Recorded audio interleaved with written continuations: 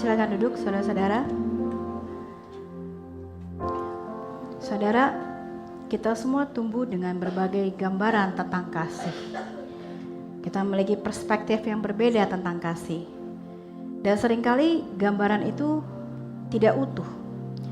Saya nggak tahu masa lalu saudara, tapi mungkin waktu kecil kita sering mendengar orang tua kita mungkin bilang, kalau kamu mau disayang sama mami papi, kamu mesti dengar kata mami papi. Jangan suka marah-marah, kalau suka marah-marah nanti Tuhan gak sayang loh. Kalau kamu juara 1, papi mami will be proud of you. Nah saudara, tanpa sadar kita mulai percaya bahwa kasih itu ternyata harus dibayar. Bahwa penerimaan hanya diberikan kepada mereka yang pantas. Bahwa kasih bisa hilang begitu saja. Seketika ketika kita melakukan kesalahan. Dan celakanya saudara, kita sering membawa cara pandang yang sama ke dalam hubungan kita dengan Tuhan. Kita merasa Tuhan mengasihi kita hanya saat kita benar, saat kita berhasil. Tuhan mengasihi kita saat kita melakukan hal-hal yang besar di dalam pelayanan kita. Tetapi ketika kita jatuh, ketika kita gagal, ketika kita melakukan kesalahan, hati kita mulai bertanya, Tuhan, apakah Engkau masih mengasihi aku? Saudara, Alkitab berkata sebaliknya. Alkitab menggambarkan bahwa ada satu pribadi yang mengetahui seluruh hidup kita, termasuk bagian tergelap dari hidup kita yang sering kita sembunyikan dari orang lain.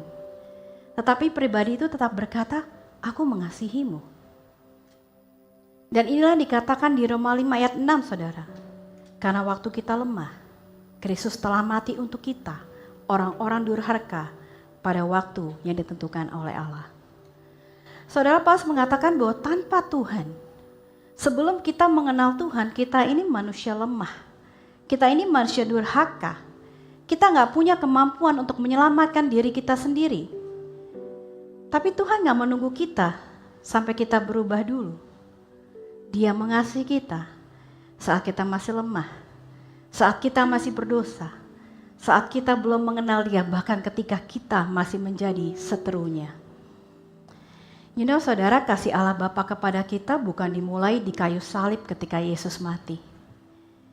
Kasih Bapa kepada kita bukan dimulai ketika Dia mengirim anaknya ke dunia. Tetapi kasih Bapa kepada kita sudah ada sejak kekekalan. Sebelum fondasi dunia diletakkan, saudara, Allah Bapa sudah mengasihi kita. Dan di dalam kehendak yang sempurna, di dalam kemahatauannya Dia tahu bahwa kita manusia akan jatuh ke dalam dosa. Dia tahu kita akan melawan Dia, tapi Dia tetap memilih untuk mengasihi kita. Saudara, kasih itu yang membuat Bapa kemudian menginisiasikan, merancangkan keselamatan buat kita. Bukan karena kita pantas, bukan. Tetapi karena kasih itu adalah karakter Allah sendiri. Kasihnya tidak menunggu sampai kita layak, tetapi kasihnya justru melayakkan kita. Dan saudara, kasih itu tidak hanya disimpan di surga. Kasih itu kemudian turun ke dunia, menjadi sesuatu yang tangible, sesuatu yang bisa kita rasakan, yang bisa kita lihat. Kasih itu dinyatakan di dalam diri seorang pribadi, Yesus Kristus, Sang Allah yang menjadi manusia. Roma 5 ayat 8 berkata, akan tetapi Allah menunjukkan kasih-Nya kepada kita oleh karena Kristus telah mati untuk kita ketika kita masih berdosa. Kasih ini saudara turun ke dunia, berjalan memikul salib, menanggung murka Allah bagi kita semua. Ini adalah sebuah kasih yang sejati. Kasih yang dinyatakan melalui sebuah pengorbanan. Tadi kita menyanyikan lagu Karena Salibmu. Karena salibmu ku hidup. Karena salibmu ku menang. Saudara, di kayu salibnya Kristus mati menggantikan kita untuk mendamaikan kita dengan Allah yang tadinya kita sudah terpisah dari Dia. Di kayu salibnya Kristus mati menggantikan kita untuk menanggung kutuk yang seharusnya menjadi bagian kita. Di kayu salibnya saudara, Kristus mati menggantikan kita untuk membayar hukuman atas dosa-dosa kita. Dikatakan di Galatia 13 bahwa Kristus telah menebus kita dari hukum Taurat dengan jalan menjadi kutuk karena kita. Karena kematian Yesus kita hidup, dan karena kematiannya kita beroleh kemenangan. Ini bukan kasih yang sepele. Tadi dikatakan ini kasih yang tidak masuk di akal kita.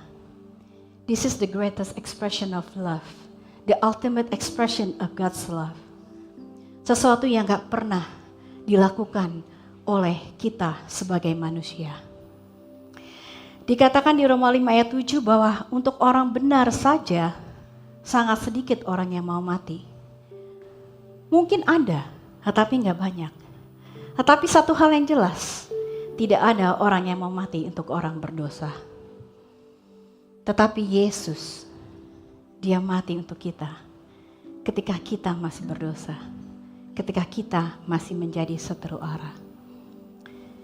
Can you see, saudara? Dapatkah kita menyelami kasihnya yang melampaui akal dan pikiran itu, saudara? Terus tadi bilang apa, saudara? Engkaulah sumber pengharapan. Saudara, saya mengharap kalimat itu bukan hanya sekedar lirik yang indah buat kita. Tapi saya berharap ini benar-benar menjadi sebuah deklarasi iman kita. Di mana kita percaya bahwa di tengah-tengah dunia yang penuh dengan ketidakpastian, di tengah-tengah pergumulan hidup kita, di tengah-tengah tekanan yang kita hadapi, saudara, dan rasa takut yang kita miliki, kita tahu kepada siapa kita harus bersandar. Yesuslah sumber pengharapan kita. Bukan hanya untuk masa depan yang jauh di sana yang belum kelihatan, tetapi juga untuk hari ini. Dialah sumber kekuatan kita untuk hari ini, saudara. Yesus adalah sumber pengharapan dalam setiap langkah di hidup kita. Karena dia bukan Allah yang jauh, tetapi dia Allah yang menjadi manusia. Dia mengalami sendiri apa artinya hidup di dunia yang rusak ini. Dia tahu rasanya ditinggalkan. Dia tahu rasanya disakiti. Dia tahu rasanya dikhianati. Dia tahu rasanya dihina. Dan dia menang atas semuanya. Dan oleh karena itu, saudara, kita bisa percaya bahwa dia juga memegang masa depan kita. Dan kita bisa bersandar sepenuhnya kepada Yesus. Amin, saudara. Coba pikirkan, saudara, kalau Yesus mati buat kita saat kita masih berdosa. Kalau dia mengasihi kita, bahkan ketika kita masih menjadi seteru Allah, apakah dia akan berhenti mengasihi kita sekarang? Saat kita sudah berdamai dengan Allah. Saat dia sudah mati buat kita. Dan ini dikatakan di Roma 5 ayat 10. Sebab jikalau kita ketika masih seteru diperdamaikan dengan Allah oleh kematian anaknya, terlebih lagi kita pasti akan diselamatkan oleh hidupnya. Saudara, kita diselamatkan bukan cuma oleh kematian Yesus, tetapi kita juga diselamatkan oleh kehidupannya. Yesus mati di kayu salib untuk menyelamatkan kita. Tetapi dia bangkit, dia hidup, dia mengalahkan maut dan memberikan kita kehidupan baru. Dan saat itu dia duduk di sebelah kanan Allah Bapa. Saat ini, saudara, dia duduk sebelah kanan Allah Bapa. Dia berdoa untuk kita. Dia menjadi perantara bagi kita di hadapan Allah. Kasih Yesus tidak berhenti di kayu salib. Kasihnya terus berjalan dan berjalan bersama-sama dengan kita sampai pada kekekalan. Pastor Skip Heitzig memberikan satu perkataan yang memberkati saya, saudara. Dia berkata bahwa Allah, dia mengasihi kita di saat terburuk kita, supaya dia bisa mengambil yang terburuk itu dan mengubahnya menjadi yang terbaik bagi dia. Luar biasa kasih Allah, saudara. Allah Bapa dan Allah Anak bekerja sama menunjukkan kasihnya saat kita masih berdosa. Mengangkat kita dari keterpurukan dan menjadikan kita umat kesayangannya. Oleh sebab itu, saudara, karena kasih yang telah memilih kita, karena kasih yang tidak bersyarat, karena kasih yang tidak mau menyerah, karena kasih yang telah berkorban, dan kasih yang senantiasa menjaga kita, saya mau mengajak saudara-saudara untuk sekali lagi berdiri. Dengan kagum kita akan berkata, sungguh besar kau Allahku. How great thou art, how great thou art. Jadikan lagu ini, saudara, bukan sekedar nyanyian, tapi jadikan lagu ini sebagai pernyataan ucapan syukur atas kasih Tuhan yang tidak berkesudahan.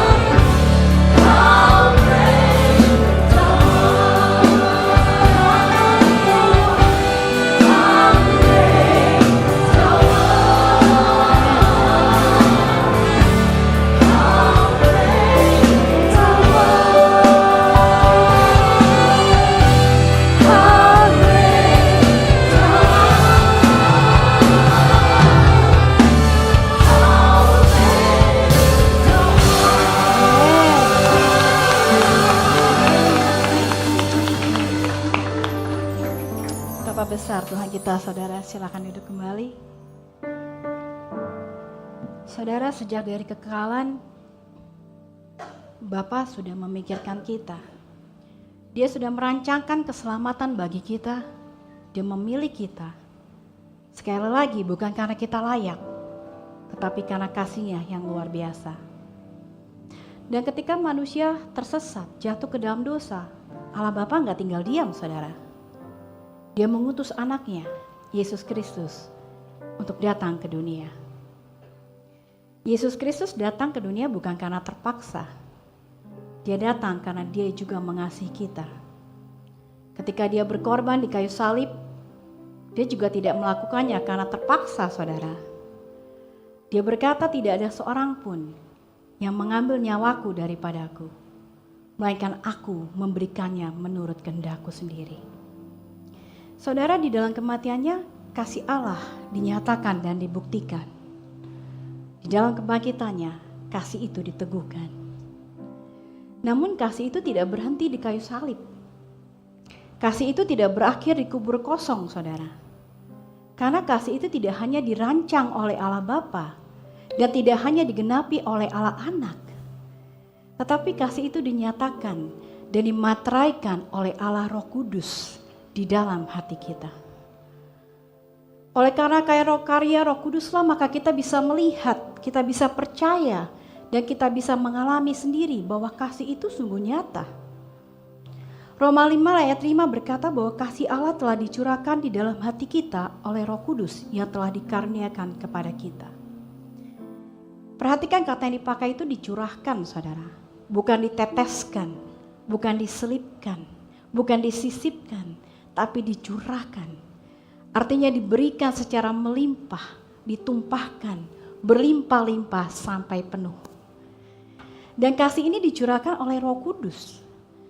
Sehingga kasih itu tidak hanya menjadi sekedar ide yang berusaha untuk kita pahami di kepala kita, tetapi ini menjadi sebuah realitas yang kita alami di dalam hati kita dan dalam hidup kita. Saudara, tanpa Roh Kudus, salib hanya akan tampak seperti kekalahan. Tanpa Roh Kudus, kebangkitan hanya akan terdengar seperti sebuah legenda, seperti sebuah myth, seperti sebuah isapan jempol. Tanpa Roh Kudus, kita hanya akan melihat Yesus sebagai tokoh agama biasa.